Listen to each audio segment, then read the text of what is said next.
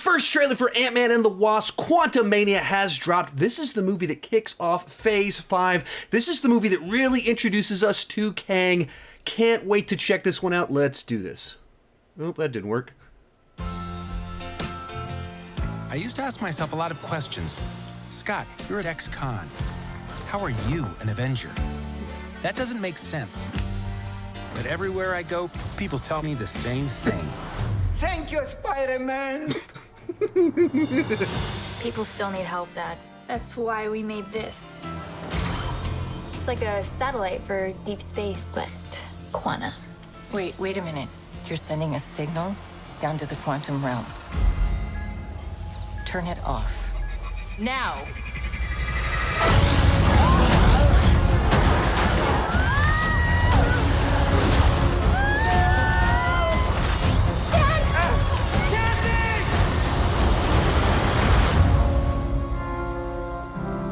That's not good.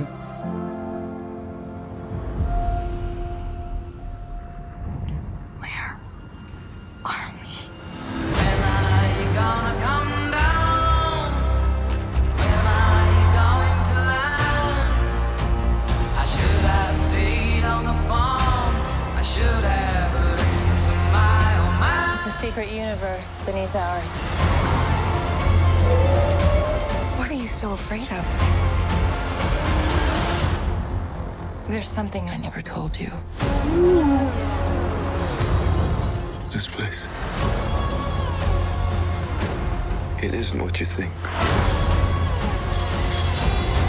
Oh, I find it inside of my future lies beyond the yellow brick road. I can get you home. And give you more time. If you help me.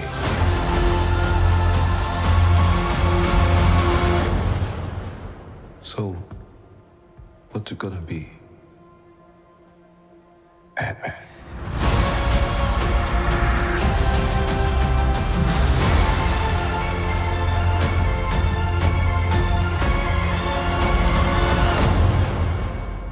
No little tag on there. Alrighty, real quick before I let you know what I thought about the trailer, what did you think about the trailer? Join me down below in the comment section. Share your thoughts on the movie and where you think it's going to take us in Phase 5. Also, if you don't know, I've done just about everything you can imagine talking about the MC. You can check that out in one of these playlists right up there. I'm going to watch it one more time, then I'm going to start talking. Alrighty, so one of the things I find so fun about this very specific project is that up until this point in time, the Ant-Man films have intentionally kind of been the lightweight MCU after-event films. So you do Age of Ultron, then you do Ant-Man, little heist film. Kind of a pocket little adventure, ties to the rest of the MCU, but essentially it's just a very grounded story. I mean, not grounded, but in terms of the scale of how big these stories go, it's about people with tech trying to steal something. Then we get Infinity War, about as big of a movie as you can get until Endgame, and it's followed up with Ant-Man and the Wasp, a MacGuffin story. It's about a bunch of people trying to get a piece of tech. Once again, by comparison, very grounded.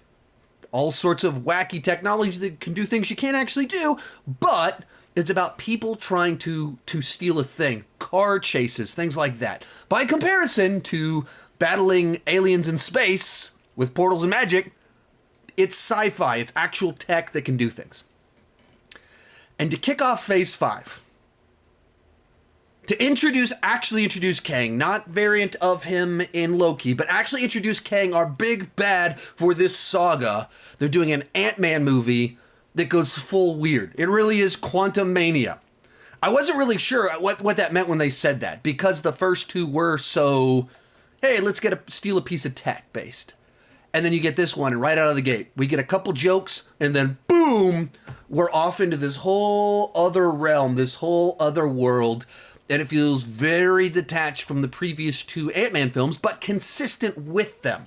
Doing something fresh, new, and different, but also quite, in terms of scope and size, it's much bigger.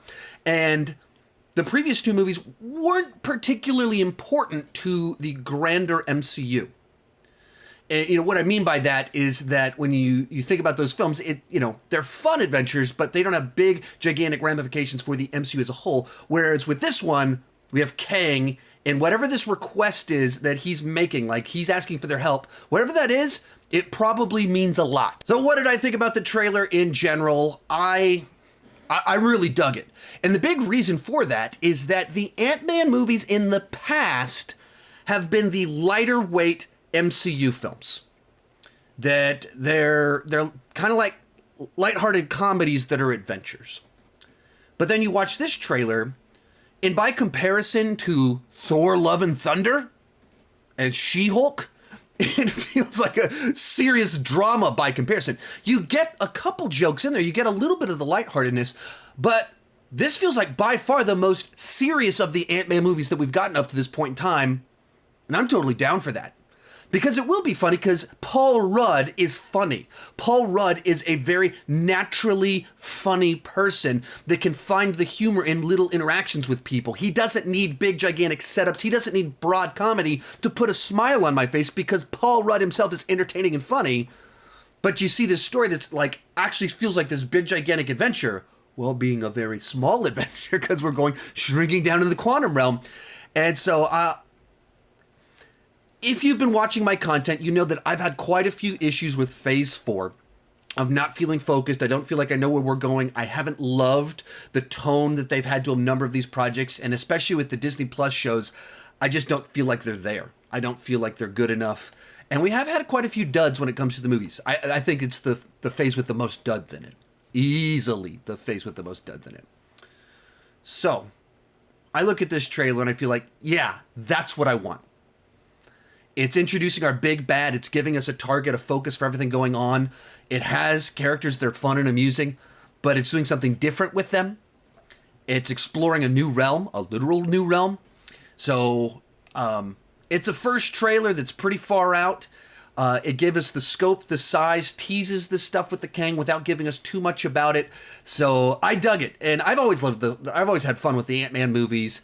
This one seems set up to be the biggest and the best of the bunch. If you've seen my previous videos about the Ant-Man movies, I've always said they're not swinging for the fences. They're just going for doubles. They're going for singles, and that's what they deliver. This one feels like it might be swinging for the fences. And if it delivers on it, I think it's easily the best of the Ant-Man movies. Let me know what you thought down below in the comment section. You can hear about my other thoughts on the MCU somewhere around here. Thank you so much for watching. Keep talking movies and TV too much. Bye-bye.